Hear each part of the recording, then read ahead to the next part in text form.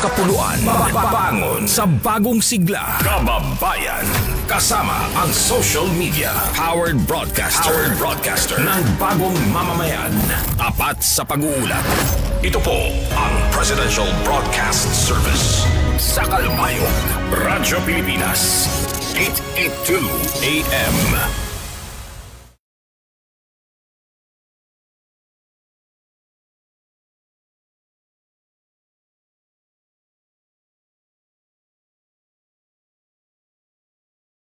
Para sa kanyang pagpunta sa Kuala Lumpur, Malaysia para sa 46th ASEAN Summit ay pinangunahan ni Pangulong Ferdinand R. Marcos Jr. ang 16th BIMP Iaga Summit para markahan ang ika-8 taon ng pagtutulungan para sa pag-unlad ng Brunei Darussalam, Indonesia, Malaysia at Pilipinas. Our joint initiatives in connectivity, trade and investment facilitation, food and energy security, ecotourism, and green development have advanced significantly, reinforcing our commitment to narrowing the development gap in our sub-region.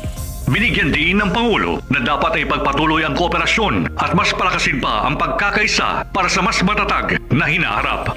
The path ahead calls for even greater synergy, innovation, and political will. I am confident that through our cooperation, we will continue to transform these aspirations that we have held into lasting impact for our peoples. Para sa iba pang mga balita at impormasyon, manatiling nakatuto. Tapat sa pag-uulat. Radyo Pilipinas, Radyo Publiko, 738. Balitaan, kwentuhan, ismisan, at mga latest updates. Dinhila sa 38th R Avenue sa Radyo Pilipinas, Kalbayog.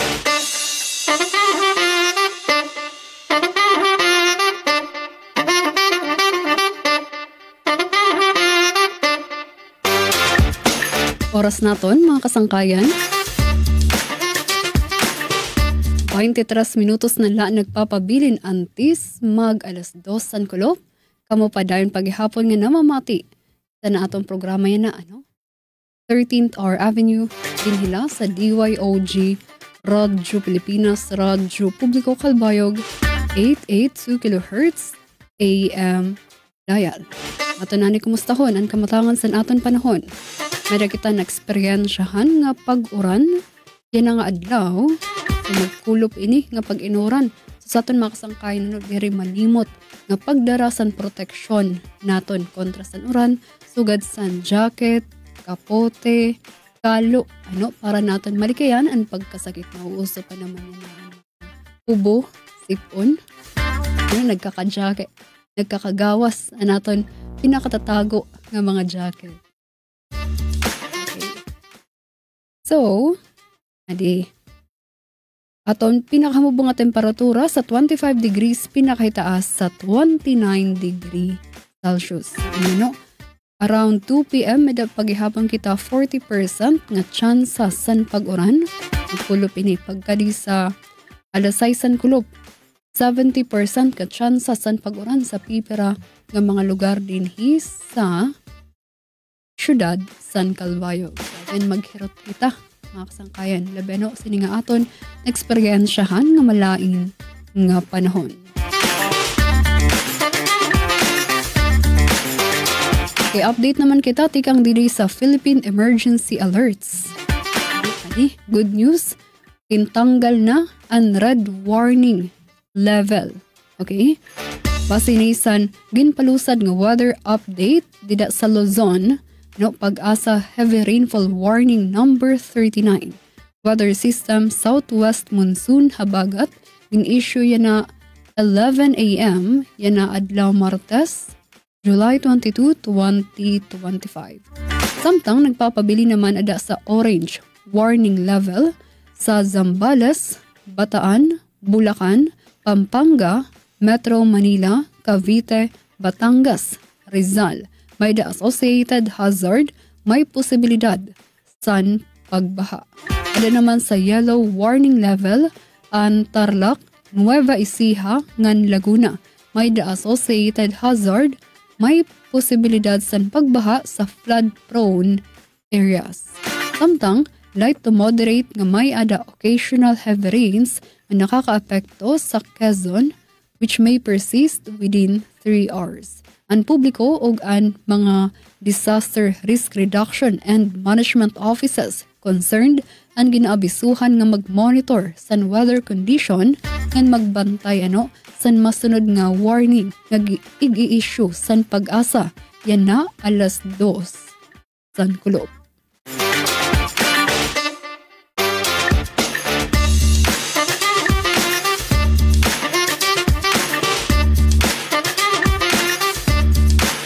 Okay, sa mga kasangkayan, antes kita magpadayon sa atong programa.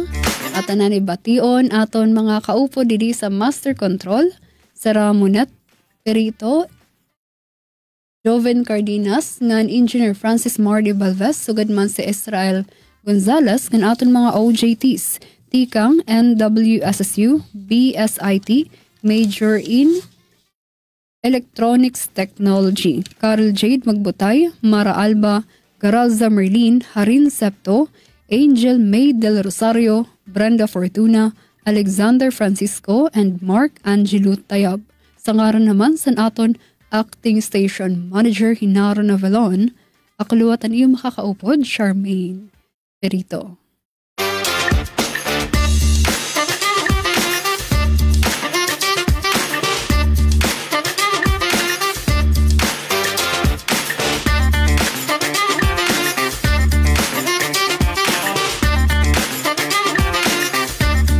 Okay, update naman kita tigang dili sa DSWD para sa total number sa gin-release nga family food packs FFPs para sa tun mga apektado sa southwest monsoon o habagat ng tropical storm Krising. As of 6 a.m. ini nga update yan na adlaw Martes.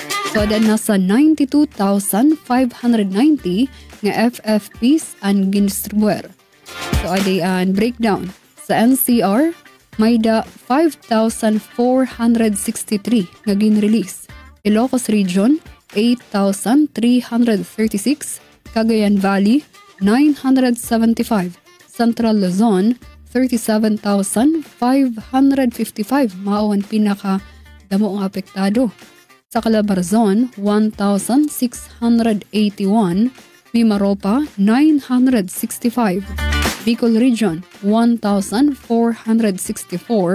Western Visayas 29,570, Eastern Visayas 2,684, Zamboanga Peninsula 2,131, Soxargen 20, ngan sa Cordillera Administrative Region 1,746 o matotal sa 92,590 nga FFPs, family food packs na gindistribuer sa DSWD as of 6 a.m. update. Okay, oras naton. 7 minutos na laan nagpapabilin antis mag alas 2 san kulop. Kita mabalik ka humanlasan pipera ng mga pahibaro. News and current affairs, top stories of the day, business, sports, music, and entertainment. Dadalhin sa inyo ng mas pinaganda, mas pinalawak, mas pinalakas. Radyo Pilipinas. Radyo Pilipinas Calbayo, DYOG 882 AM. Time to celebrate kulturang Pinoy. Tradisyon, musika, sining, literatura at iba pa. Anything and everything fun and Filipino. Ito ang Pinoy Kultura. Iba ang musikang Pilipino or more popularly known as OPM. May OPM na makabago. May OPM na makaluma. Sandal mo sana ang ulo mo sa ulo. May OPM na rock. May OPM na rap. What you know last night, yo, it was the best. May OPM na mabagal. Agad magaganda ang mga Pinay. May OPM na mabilis. May OPM na Tagalog. Ang himig natin. May OPM na English. Bahagi ng ating kultura, noon, ngayon at magpakailanman. Anumang OPM ang hanap mo, isa lang ang masasabi ko.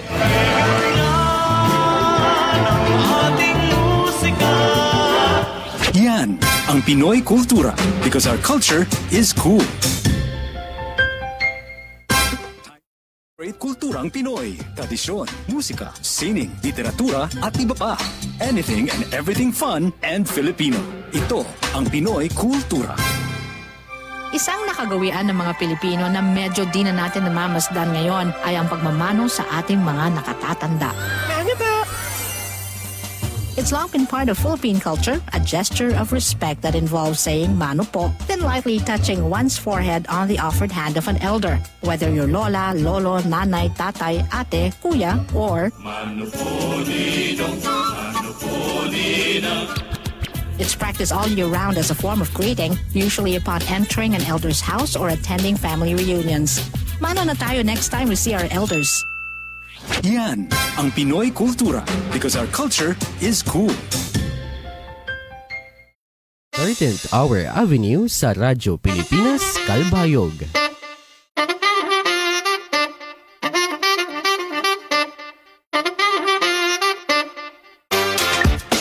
Oras naton mga kasangkayan, 14 minutos na lang nagpapabilin antis mag alas 2 San Kulop. Update naman kita, tikang tidi sa Department of Agriculture, DRRM Operations Center.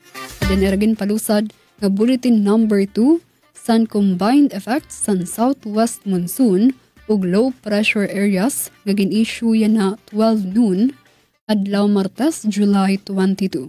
Diyan DOST Situationer Update. So an LPA low pressure area ang gin-monitor sulod sa Philippine Area of Responsibility PAR ngan may ada high potential nga ma-develop nga tropical depression sulod san 24 oras. Usa pa nga LPA ada sulod liwat san PAR under close observation ug ada sa medium potential nga ma-develop nga tropical depression sulod gihapon san 24 oras. Samtang an LPA naman outside san PAR ang gin-monitor gihapon og may ada medium potential nga ma-develop nga tropical depression sulod san 24 oras. So tuloy ini nga bagyo nga aton posibilidad nga pagin bagyo nga aton ginbabantayan. So diyan action nga ginbuhat sa Department of Agriculture para ni sa ton mga DARFOs sa apektado nga mga lugar. So una, ang Department of Agriculture gin-maintain ang red alert status sa tanan nga regional DRRM Operations Center. Ikaduha, dissemination san mga advisories san concerned nga mga LGUs.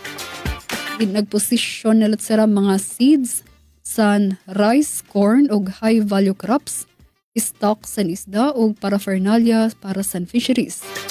Close coordination sa mga RDRRMCs, LGUs o iba pa nga concerned agencies sa pagpatuman mga preparedness measures san magiging epekto sa tropical cyclone. Kalima, nagmamonitor na liwat sira san mga presyo ug movement san mga agricultural commodities. Sugad man, allocation san pondo para san insurance ug credit san Philippine Crop Insurance Corporation, PCIC, ug Agricultural Credit Policy Council, ACPC.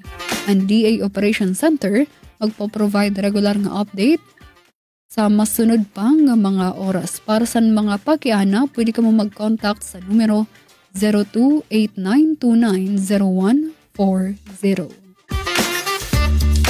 Okay, update naman kita mga ka-RP, particular din sa Kalbayog.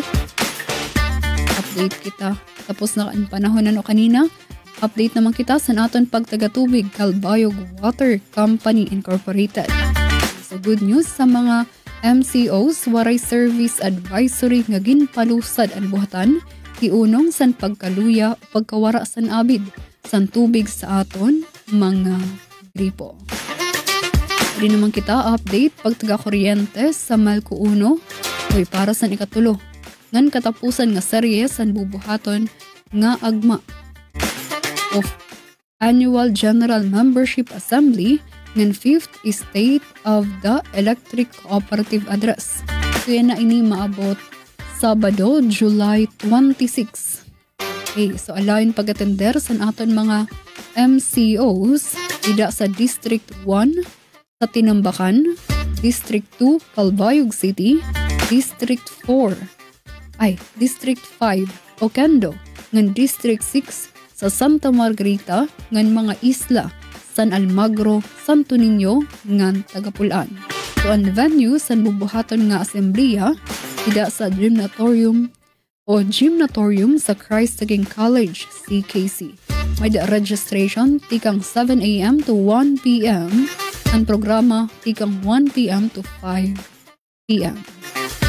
Okay, so mga waray pa makaparehistro ng mga MCOs alam na pagbisita sa headquarters sa Samalco 1 dida sa Barangay Kariman or pumakadto ka sa opisina sa Barangay Kapookan. So alam gihapon pagdara sa mas sunod ng mga dokumento, alam pagdara sa iyo membership ID card or kunwari ka mo sa membership ID, pagdara sa government issued ID, sugad sa SSS, driver's license, PRC ID or PhilID ID, ngan pagdara sa iyo electric bill o resibo. So nasabing asembleya, anhigayon san kooperatiba agud ma-report sa mga MCOs, miyembro, konsumidores tagada, ang operation sa naglabay nga tuig 2024 ang sa mga bag-o nga polisiya o programa san kooperatiba. Ibisita naman kita sa Samalco 2. Ay sa aton mga MCOs miyembro, konsumidores tagada nga waray pa makapagbayad sa power bill. May da pa-disco connection schedule.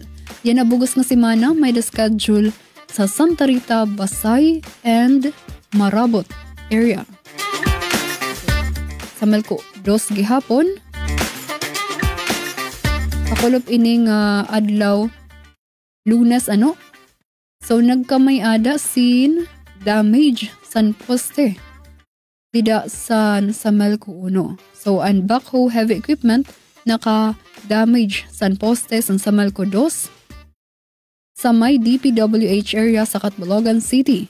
Ang hinungdan san pagparong sa may Samar Provincial Hospital, NFA, Samar Division Office, Bulwagan, Girl Scout Building, DPWH, DENR, Penro Office, kagabi ni san adlaw Lunes, July 21. So as of 8:30 p.m., nagpapadayon pa ang troubleshooting work san apektado ng mga power lines. So hulat-hulat na kita sa update, bantay lang kita sa official Facebook page san Samalco 2. Okay, Samalco 2 gihapon. May dasin usa ka oras nga scheduled power interruption. Yan ini maabot Huwebes, July 24. Apektado feeder 7 ngan feeder 8. Isa ka oras sin 1 p.m. sin kaagahon ngan utro nga 1 a.m. kaagahon ngan usa ka oras naman sa 6 a.m. san aga. Tatrabahoon ang pag-repair san oil leakage ngan city direction correction ngan retightening san all tapping points sa Paranas 10 MVA substation. Sa Samalco 2 gihapon, yan na naman maabot Biyernes, July 25, scheduled power interruption, 5 a.m. to 6 a.m. p.m. Alilipat si Charmaine. Magkulop ini nga pagkaparong apektado bugos nga Basay, bugos nga Marabot, and parts san Santa Rita. Pagkaadlaw Domingo, July 27, 5 a.m. to 11:55 p.m. So, kutob gabi, nga pagkaparong san kuryente. So, alayin pag-charge san mga electronic devices, Dida apektado bugos nga Basay, bugos nga Marabot, and parts san Santa Rita. Samtang, may din naman 30 minutos nga pagparong sa Santa Rita poblasyon, siton nga mga oras ngan adlaw kaupod sa San Isidro, Kutob, San Pascual, Tulay to Anibongon, Coastal Barangay, San Santa Rita, and parts San Villarreal, tikang Inarumbakan, Kutob, Patag. Subay San NGCP, ira tatrabahuon an ongoing Visayas Substation Upgrading Project sa NGCP Paranas Substation. And katapusan, kadi naman kita sa Northern Samar, pagtaga-kuryente Nor sa Melco. So good news sa mga MCOs, waray service advisory ngagin palusad ang buhatan hiunong naman san pagkaparong san kuryente. So asya to mga kasangkayan at an update pagtaga-panahon, pagtaga-tubig, and pagtaga-kuryente. Oras naton, 5 minutos na lang nagpapabilin antis mag alas 2 san kulop. So, unahon natin adida na nagtatapos sa natin storya, makita-kita naman kita buwas nga adlaw, Miyerkules, July 23, 2025. Ika nga launa ko to balas 2 ang kulop kada Lunes hangtod Viernes sa atong programa 13th Hour Avenue. Nakaupod natin sa Master Control, Ramonat Perito, Israel Gonzalez, Joven Cardenas, Engineer Francis Marnie Balvez, naton mga OGTs, tikang NWSSU, BSIT, Major in Electronics Technology, Carol Jade Magbutay, Mara Alba, Garal Zamerlin, Harin Septo, Angel May Del Rosario, Brenda Fortuna, Alexander Francisco, and Mark Angelo Tayab. Sa ngaran naman sa aton acting station manager Hinaro Navelon, ako luwatan iyo nakaupod, Charmaine Perito. Day 203 over 365 days. Happy Tuesday. News and current affairs. Top stories of the day. Business, sports, music, and entertainment. Dadalhin sa inyo ng mas pinaganda, mas pinalawak, mas pinalakas. Radyo Pilipinas. Radyo Pilipinas. Radyo Pilipinas, Calbayo. DYOG 882 AM. Mula sa pinakamalawak na newsroom sa buong Pilipinas. Ito ang Radyo Pilipinas News Update. Oras sa bugos nga Pilipinas, 1:57 PM. Openg nga kulop sa aton nga tanan, adiyan aton mga balita, sena nga pangurason. Samar State University ngan LGU Catbalogan, ginansar ang nga literacy program para sa mga kabataan ug kag-anak. Pamatiyan tan detalye kan Suzette Pretensio. Radyo Pilipinas Report. Ginlansar sa Samar State University o SSU ng LGU Catbalogan ang Read and Grow Together Literacy Program, pinaagi sa programa nga sagwan o Advocacy on Gender and Women Advancement for National Development. Ginpasidunggan ni SSU President Dr. Redentor Palencia nga nagpatapod sa suporta sa universidad sa inklusibong edukasyon ng gender empowerment. Ginhatagan naman importansya ang proyekto ni Dr. Natalie Ann Acosta sa Guan Coordinator nga nagsiring nga tinguha sini ang pagpapakusog sa literacy sa mga komunidad. Samtang ginsiguro ni Sagwan Director Charmaine Kina ang padayon nga paningkamot para sa gender responsive nga literacy program sa syudad. Katuyuanan sa nasabi nga programa nga buligan ang kabataan ngan kaganak sa mga marginalized nga sektor sa Catbalogan, pinaagi sa paghatag sa learning materials, literacy sessions, ngan pagpauswag sa relasyon sa eskwelahan, pamilya ngan komunidad. Para sa Bagong Pilipinas, Suzette Pretensio, Radyo Pilipinas, Radyo Publiko, Calbayog. Basic Sign Language Training gindumara sa Bungtusan Palapag, Northern Samar, como parte sa pagsalinurog sa National Disability Rights Week 2025. Pamatiyan tan detalye sa pagbalik ni Suzette Pretensio. Radyo Pilipinas Report. Sa pagsalinurog sa National Disability Rights Week 2025, nagdumaran LGU Palapag sa Basic Sign Language Training sa pagpamuno sa Persons with Disability Affairs Office o PIDAO nga may tema Innovation for Inclusion, Building Inclusive Communities Together. Tinguha sa aktibidad nga mapabaskog ang kangayan sa serbisyo, pinaagi san pag-edukar san publiko, mahitungod san panginahanglan san mga may kakulangan sa pamati ngan komunikasyon. Ginpangbit sa aktibidad ang mga impormasyon parte sa paggamit sa Filipino Sign Language kahimtang sa mga estudyante nga may communication difficulty ngan mga teaching resources para sa mas inklusibo nga edukasyon.